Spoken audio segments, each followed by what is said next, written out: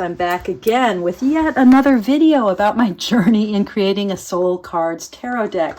A deck where I select from among the 120 images available in Soul Cards 1 and Soul Cards 2. I select enough, in fact 78, to create my own tarot deck, right?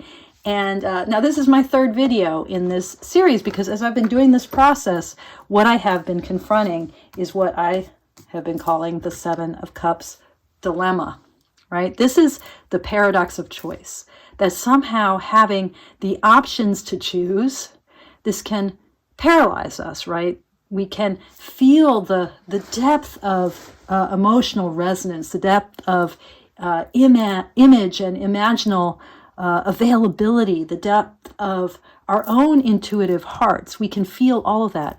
And paradoxically, in response to that inner abundance, that resonant chamber of our own heart mind, our own intuitive core, paradoxically, in response to that abundance, we can feel like the guy in the Seven of Cups, like, I don't want to choose, right? Because choosing any one of my options will foreclose all the other possibilities. But here's the thing about the Seven of Cups. The other side of that paradox of choice is the miracle of choosing. That once we choose something, we have created an entire universe for ourselves. This is actually the story that gets played out beautifully in the archetype of tarot between the movement from the Two of Wands to the Three of Wands, right? This Two of Wands, who is a bit like the fella in the Seven of Cups. He has the whole world in his hand. How is he going to move? How can he move? Anything he does will close the door to some other possibility.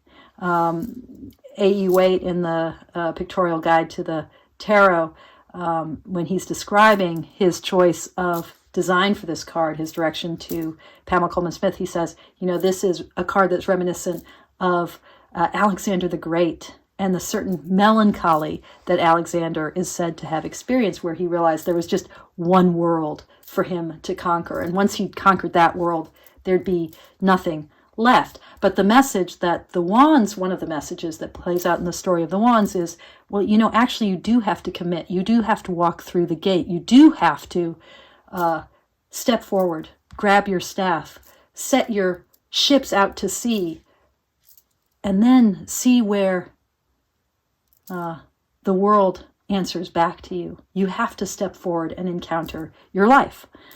That's one of the bits of good news that the story of the Wands brings to us. So, we have to choose.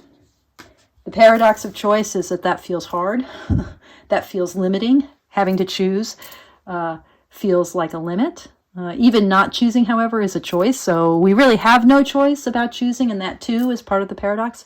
But on the other side of that is the entire world that is created by choice. And this is what has played out for me in my work with the soul cards.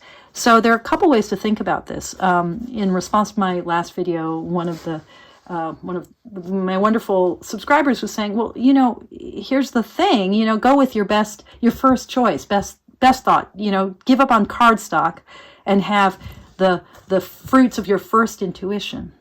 And then someone else said, hey, just go ahead and print, scan these up and print them through Make Playing Cards. That way you'll have the cardstock you want. The thing is, what I love about this exercise of creating this tarot deck is the way in which actually it is constraining my options and demonstrating to me that if I choose one thing and then have to choose another thing, it's not like I lose meaning. I lose a certain structure of the world, but a new world emerges. And indeed, this is, for those of us who collect tarot decks, this is one of the wonderful things about collecting decks, as you encounter the different choices that different artists make in their interpretation of the cards, you see ways in which parts of the archetype are glossed over from one card interpretation to the next, but something else is revealed. You know, the 78 archetypes of tarot, what makes them archetypes is they are bigger than any one instantiation. They are never going to be complete in any tarot card. There's no way to capture the Fool, right? We capture an understanding of the Fool. And in looking at other understandings of the Fool, we get something else. We get another facet of this totality, I would say this mandala of wholeness that is tarot itself. Each of the cards give us entry into that wholeness of tarot, and each interpretation of any given card gives us entry into that wholeness. So, going back to my Seven of Cups dilemma, being forced by whatever rationale to make choices has actually just deepened my connection with each of the 78 archetypes. So I want to go through, I've actually now come to a place where I am done. I'm settled. I know what I'm doing. And I want to go through the deck, these two decks, and show you what's different between the two. So I've made some decisions that are slightly different even from my last video, and show you where I've landed. Now, first things first, I want to just demonstrate really visibly the difference in cardstock in terms of thickness. So this is, on the left here, is the new editions of Soul Cards 1 and 2, and you can see, you know, decidedly thicker, right? It's the two decks stacked next to each other. This is 2, 4, 6, 7 cards thicker.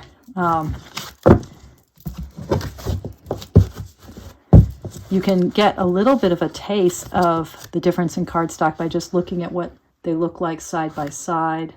This stack from the older editions, probably editions from the 2000s or 2010s.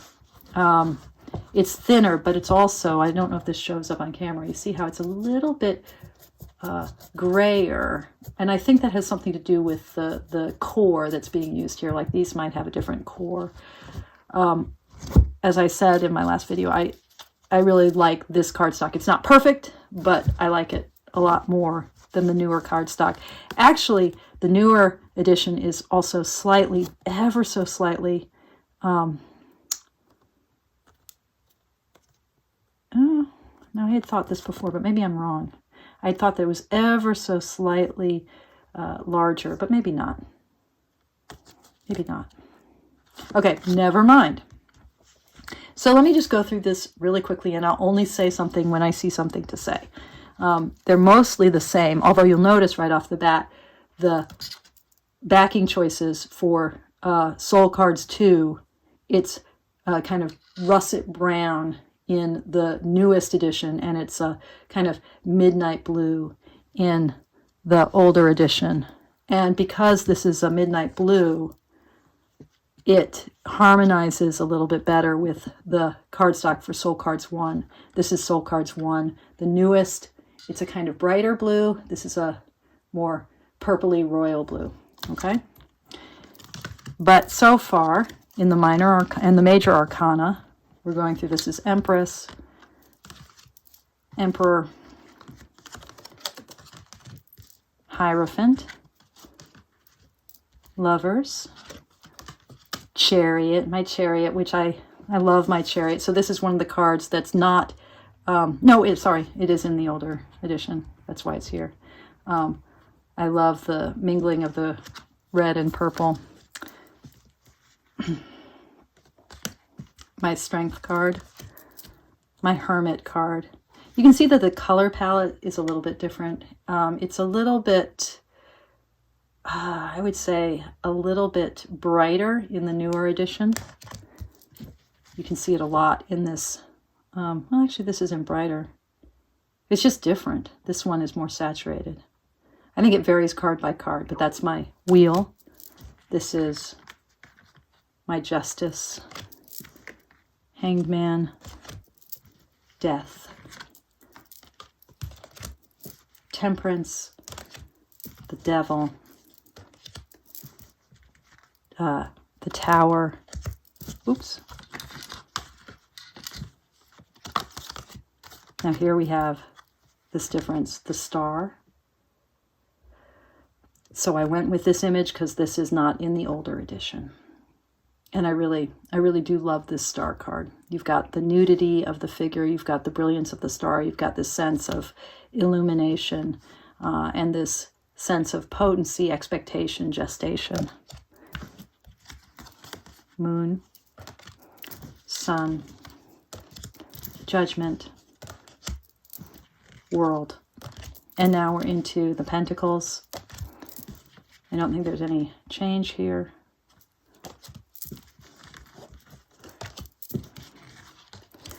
The big changes happen in the swords, but also there's some changes in the cups.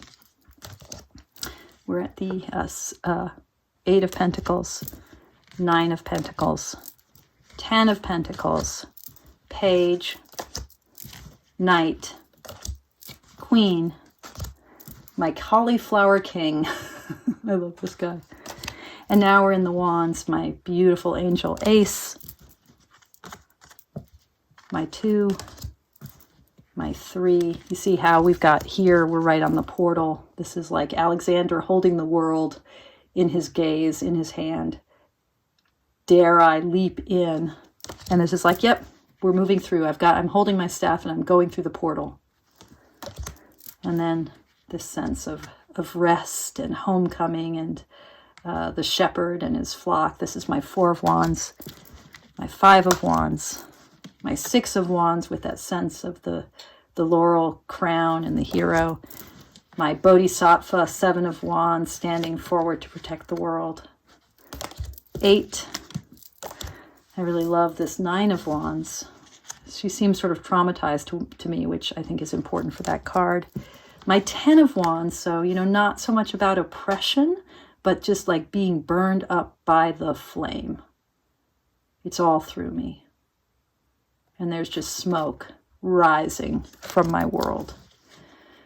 My Page, trying to manage that Kundalini. My Knight, I love this Knight. My Queen, filled with fire, pregnant with fire. And my King, who is now, the fire is the very air that he breathes. Simon had chosen this card as his temperance card because of the merging of fire and water. I think that's quite lovely too. But this is my King of Wands. My Ace of Cups, my 2, with that sort of echo of the caduceus that we see in the Waite Smith imagery. And this now, this is my 3. And is it this? Is it this? I think it's this. So the original 3 I was never that fond of. This 3, someone was saying they didn't think that this was very, this was as, what was the word they used? It wasn't celebratory, I think. I can't remember the exact word that they used. But I love this. I love this idea of a coming together and breathing out peace. There's so much like that, goodwill toward men, cheer, that kind of sense of community that is full of joy, and the breathing the dove of peace. And again, I like it when my 3s have the 3 figures. So this seems much more meaningful than this one.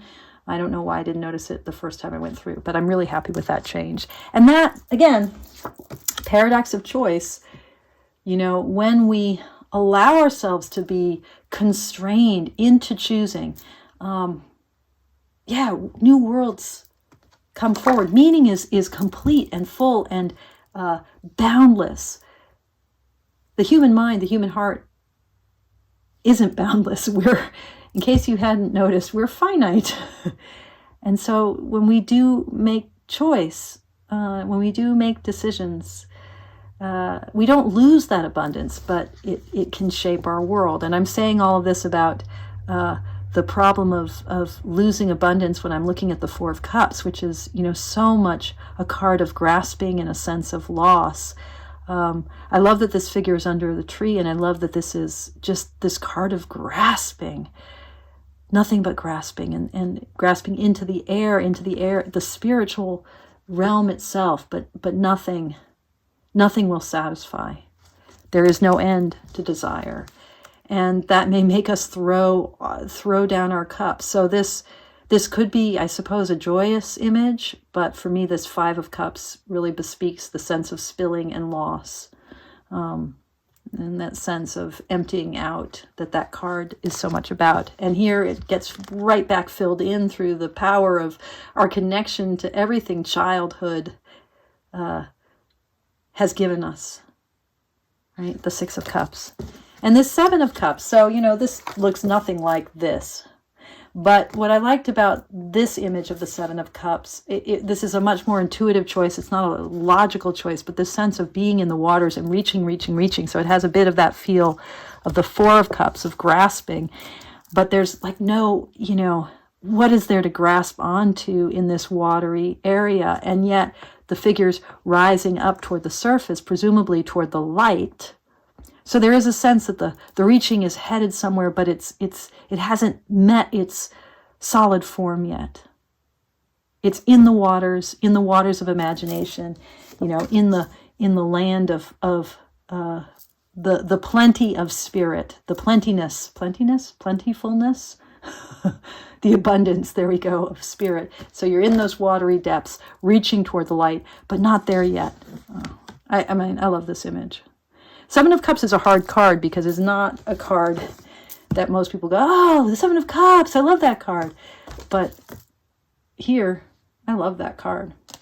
And here we have the Eight of Cups, which I think feels very familiar, this sense of moving away and the butterfly transformation. And this Nine of Cups, like just joy, and the world is filled with my joy, and it's my face is reflected in the sunshine. So that fullness of joy, but a joy that really is about self, and now a joy that transcends self in the name of family and growth and love. And then the Page, who's looking a bit awkward, as the pages often are.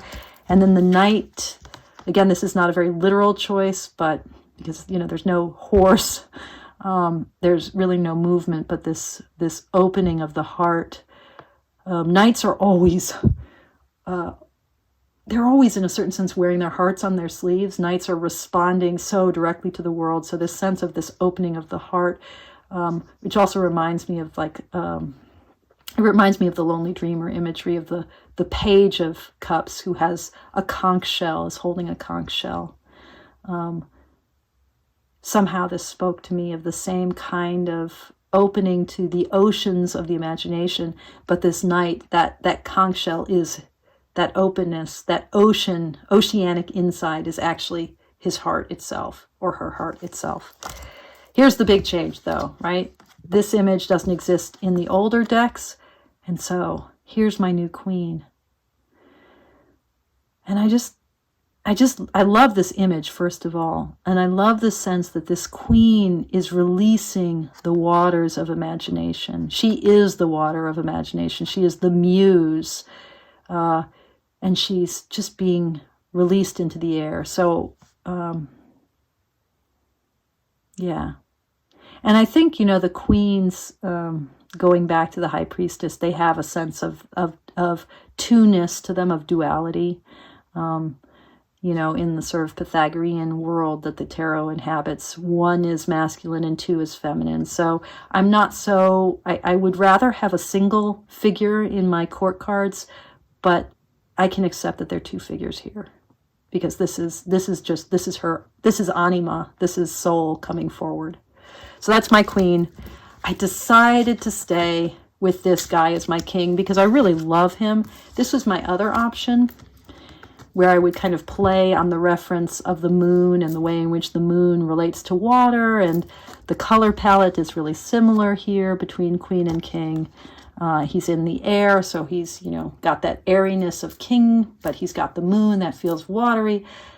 But I love the way this figure is cupping his hands, and I love this shape like a seashell almost, and then the emphasis on mind, which is something that is important for me in my understanding of the kings. They're all related to air, and the air is all related to the suit of swords and the suit of mind. So I just loved his openness of hand. And now we're into the swords, where most of the changes are. Ace, 2, that sense of duality, of me meeting my reflection and sort of being stuck in this moment of either or, this sort of stasis. The Three of Swords, you know, if I want to get kind of playful here, we've got fish, right? I mean, there's three, this feels like, you know, he's being bisected by three fish. Fish relate to water, water relates to cups. The way in which the Three of Swords has this connection through that imagery in the classic deck of the heart. So it has this relation to the cups and to water, and these are three fish out of water. So that sense of brokenheartedness from the Three of Cups. The Four, you know, this sort of rootedness, contemplative rootedness. And now here's the Five. So when I originally chose this as my 5 card, I was thinking about the way in which the traditional Five of Swords gives us a scene of battle and shows us how nobody wins in this fight, in this moment of cruelty. There are 3 positions, and each of these positions are contained. It's a zero-sum game, meaning if I win, it's because you lose, and you lose even worse. You know, there's most dejected, less dejected, not dejected at all. And they're all, each of those positions of embattlement are tied together. Nobody gets out of this scot-free, right? This is the problem about conflict. At least the kind of conflict, that individualized and egoistic conflict of the swords, right? Where my gain is your loss. Self versus other. So I thought, okay, here's a card that shows us 3 figures interconnected. You know, there's no, I don't win without you, without you. There's no clear winner here because I'm tied to everyone else in this conflict. But I mean, I can make the argument, but it doesn't really speak so much. Whereas this image is just much more visceral about pain and sorrow. And the fact that there's a rainbow surrounding this figure, you know, the imagery of light, which I associate with air, and the vibrancy of spirit that the sword suit brings forward. It's kind of like there's no rainbow without loss. So it gets that kind of sense of a Pyrrhic victory, like that, you know, this isn't, nothing is pure here. There's so much suffering. And I kind of read this as, you know, the rainbow, a bunch of suffering and then like total devastation. So it has those 3 positions. Okay, that was complicated. It feels more intuitive. It's a complicated card. Again, this is, you know, we are back to the 7 of Cups dilemma. I'm making a choice. It's not, it doesn't quite work exactly perfectly. It's not ideal. Neither of these are ideal, but each of them open up a world. And this world is the one I want. And then the 6 of Cups, which just, you know, it has the boat, it has water. It feels to me like relief. It also feels like there's sadness in it with this submerged figure. Now here with the 7 of Swords, the thing about the 7 of Swords is, you know, there's a lot of ways to read this card. Most classically, it's read as a card of deception, like either deception that you're involved in or that is being perpetrated on you. But it's also read as a card of strategy, right? And it's read as a card, for me, often I read it as a card of restraint. Something gets left behind. Something remains unseen or unavailable, or we, you know, one of the ways I read this card often is as the tarot counseling me not to show my hand, right? Not to wear my heart on my sleeve, to keep some things concealed. So that sense of the necessity of concealment and the way in which these 2 swords are left behind, not everything is carried away, not everything is in my grasp, that sense of restraint. This felt like this got me there a little bit, that there is a positivity to this card. It's not just a dark card, but something has to be hidden. And I like that, you know, given I often wonder, what are the two swords? When this card comes up, I'm like, what two swords do I need to leave behind? Or what two swords need not to be revealed? What do I need to keep undercover? Or what is being kept undercover from me? I like that two-ness being echoed in the two faces, that this sort of angel, a little bit impish figure, maybe fey energy with what feels a little bit like wings, that they're covering the eyes of these two characters. So that felt like I could make that work. But I have an option. And I like this option a lot too. This is a card that is very much about seeing, and it's actually about too much seeing. The eyes here, this eye sort of grotesquely enlarged, seems like it's not the right size. And these eyes here, it's like there's a kind of effort to see everything, and a kind of need. This card just came up in a reading I did for someone today. And in that context, this was a card that was really about privacy. Like, you need not to be seen by everyone. You need some time. What I was saying to this querent today is, I think you need some time alone. I think you need to withdraw and retreat and not be in such a public setting anymore. So this is my alternate Seven of Swords. And in fact, this is the one I'm going to, I'll tell you about that choice in a minute. Okay, Seven of Swords. And Eight of Swords, the sort of self-imposed restraint. Nine of Swords, nightmare. 10 of Swords.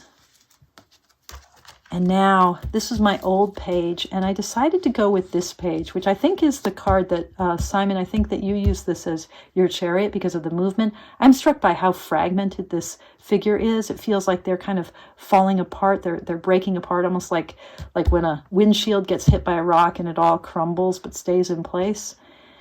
The page is doing the work of swords, the work of mind, the work of understanding, of decision, of discernment, but is kind of not great at it, right? Pages are still learning their craft. And so, as I was saying, I associate light with the work of the mind. So in this version, he's kind of freaked out by his ability to work with the mind, with light. That was a way of working that makes sense, but I don't particularly love this card. This card, however, echoes the posture of my knight. And I like the idea that the page is trying to do what the knight does, but he can't hold it together. So this is my Knight of Swords. This is my Queen of Swords. And this is my King. Now, here's the decision I made. The decision I made was, apart from this card, which I'm just taking out of the deck, I'm going to leave these three cards in as extra alternate versions of the 7, the 5, and the page. And this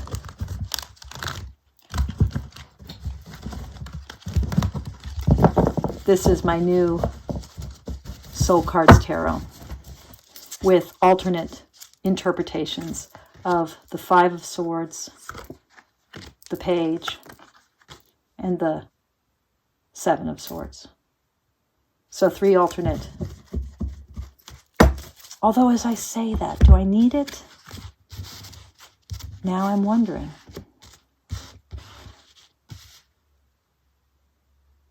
Yeah, I think I do. So there you have it, folks. And maybe I'll keep this one in too. Just for good measure. So, my new deck of Soul Cards Tarot. You heard it here, folks. There you go. Thanks for watching. Thanks for listening. Thank you, as always, for your practice. Oh, maybe I should pull some cards. I'm just going to pull some cards for the collective. I'm going to shuffle.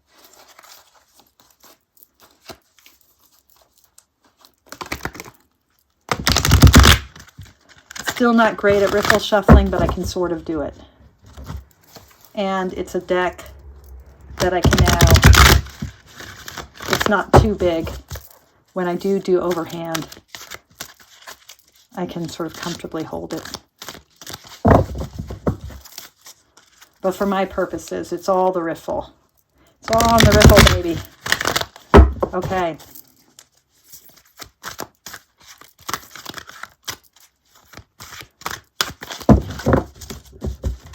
Let's shuffle a bunch.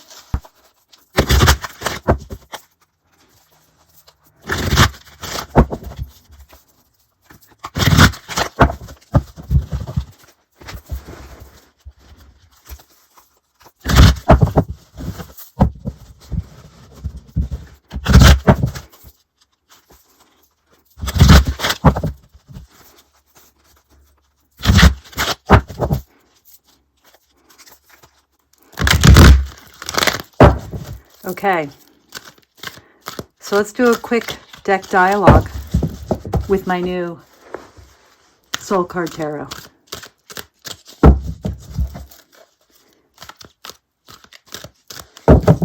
What do you want me? What do you want me to know, or what do you want to show me? What do you want to show me? I think I would need to do one more shuffle.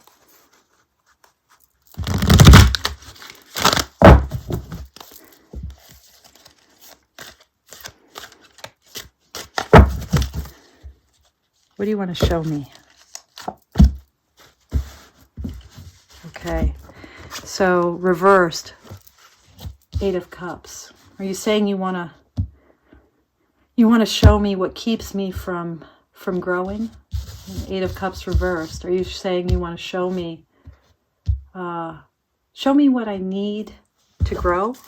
How I need to be able to move on, let go, move up, surrender to spirit? Is that what you want to show me? Ooh, well, another reverse card, which may mean that I just have turned the whole deck upside down. So I'm going to... Are you going to teach me about loss and trauma, betrayal? Is that what's keeping me from growing, grappling with the senses of loss and trauma? Is that what you're saying? Oh, okay, you're giving me one of my extra cards here. So you're, okay, how to embrace my moon, how to be king of my cups, right? Which I think probably has something to do with choice and decision, since this was the last extra card I decided to keep in. You're going to show me how to embrace the moon in all its fullness, to be king of the cup. Another cups card. So is dealing with yearning and dissatisfaction, that's a big thing here. Is that what's holding me back?